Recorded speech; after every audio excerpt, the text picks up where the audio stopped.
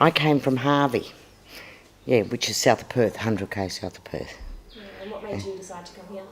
We came here to buy a business. We bought the supermarket. We had been coming here for many years beforehand, and we had retired and decided better get back to work. Had 6 years of retirement, and so we looked at buying the Sun Chalets or the supermarket, and my husband decided to buy the supermarket. Thank you.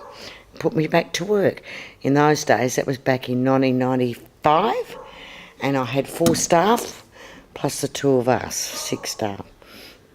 It was pretty quiet then, and then it grew over the years, just grew, and we built onto it in 2003. We added all that other side, so it made it up to, we spent $500,000 thinking that in 2003 that would take the shop through to 2020 at least, for the way the population had been increasing slowly, and well, no longer is that going to be the case because of Wheatstone.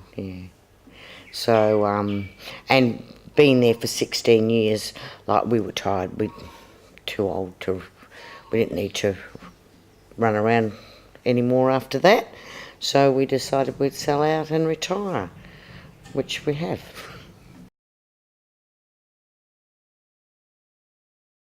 5 years ago I was elected as a councillor for here, for the Onslow ward, yep.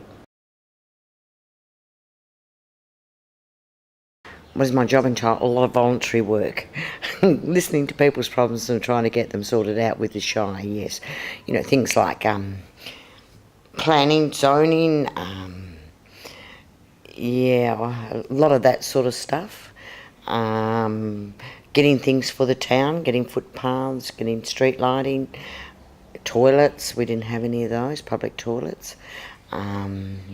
So that's why I joined council, so that Onslow got stuff, because we're one of 4 towns in the Shire. And then I got re-elected last year in October and got made president. So my role's changed now to not just being a councillor, but being in charge of the whole 4 towns, representing the whole 4 towns: Paraburdoo, Tom Price, Pannawonica and Onslow. So a lot of travelling around? A lot of travelling now, and a lot more now because of the Wheatstone project, and because, yes, and Onslow's going to grow to have a population of 2,500 instead of 650 people that we have now, 700 people. I have to divide my time up now, but I'm still here to protect this town. Most definitely this town comes first, because what's happening here is so significant to the town. As you can see now, we don't have anything. We're going to get lots of things. We're going to get an airport that we'll be able to fly in, fly out. We're going to get a swimming pool. We're going to get a youth centre. We're going to get squash courts. And we're going to get 2,500 people. And now we've got to be able to find land to house and water, power, all of those sort of things too, and make the new people that come to live here part of our town, because they're not used to our ways. We've got little funny ways here where we walk on the road because the cars will go round, because we don't even have a footpath.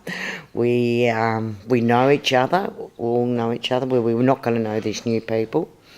We won't get to know them how we know each other now. We'll have to start locking our doors, which we don't do now. We'll have to change our way of life because of other people, yeah. We have to line up at the shop now where you didn't have to before. And there will be lots of other benefits, like when the other shops get built, because we need a hairdressing shop, as you know. We need a beauty parlour, would be nice. We need a coffee shop instead of a coffee pot. Although the coffee pot's good, but that's something we didn't have. We need a bank. We need so much, it's unbelievable. We just don't have anything, as you know. Normally to get a haircut you've got to drive to Karratha, 330 k's and back again. To catch a plane you've got to do the same. To do your banking you've got to go to Karratha. Everything, yeah, you're very, very isolated here. you know, like the kids have had to go away to school and therefore they make new friends, they get jobs out of town. There's just nothing here for them. There's been no employment here for them. So that's the saddest part. This is where all the teenagers leave, and that's why our population's either in their 40s, 50s and 60s, and then we've only got little kids. But Salt employ a lot with young families. Chevron will probably bring in hopefully 70 young families. And then the follow-ons, you know, will bring in families, so that the kids like to play a game of basketball and everything, and to have competitions. There's not enough kids of the same age group, and they have to play each other all the time with a mixture of, say, 9-year-olds to 14-year-olds, and so they can't play a lot of sports because there's not enough in the age groups for teams. And not being able to learn to swim is pretty bad.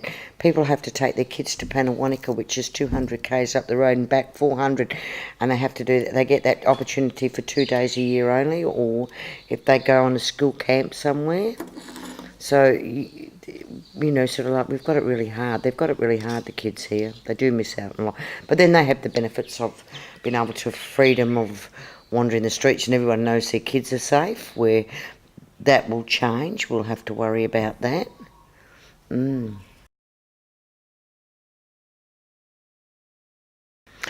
Hopefully, yes. Yeah, we have got some kids at distance education now, doing it through the school. But yes, hopefully, yes. Because even if it's to year 10, which is third year high school, the Indigenous kids especially, they don't want to go away to school. They find it too hard. So, yeah, in the future, hopefully, yes, most definitely. We just have to get the numbers. We won't be able to maintain that, no.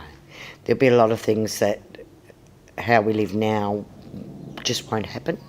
You know, like we will have crime, we will have contractors that come in, not everybody's nice.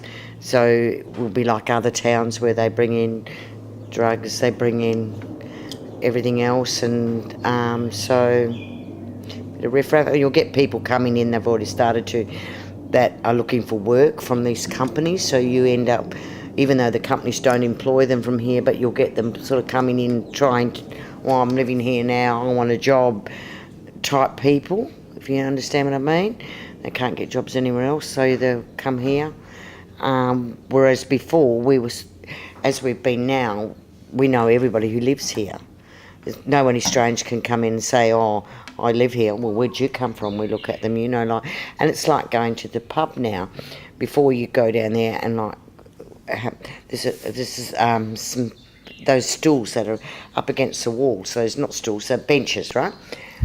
Now you're going there, I'll be in there tonight, and there'll be contractors there, and that's local. Like us locals sit there. We don't like it because we've got nowhere to sit now because they're taking our place. And you feel like going up and saying, if it's tourists, when it's tourist time, you see these blokes sitting there, you say, well, are you going fishing or what? Are you up here to go fishing? They'll go, yeah, or something. Well, it's nice now. Can you go now? That's our table. We say.